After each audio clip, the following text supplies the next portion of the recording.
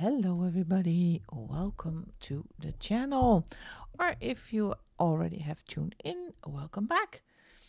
It is 31 minutes just to color till Halloween time, and we are coloring page number 27. I had so much fun yesterday with page 26. Look at his face. He is adorable. Page 27, also a good page. I don't think a lot of different elements. I'm going for purples, light purple, dark purple for the back. I got a brown for the shoes, dark gray hair, and a gray skin. But let's see if we can make something a little bit more interesting of this page. So get your supplies, maybe get something to drink, and let's get started.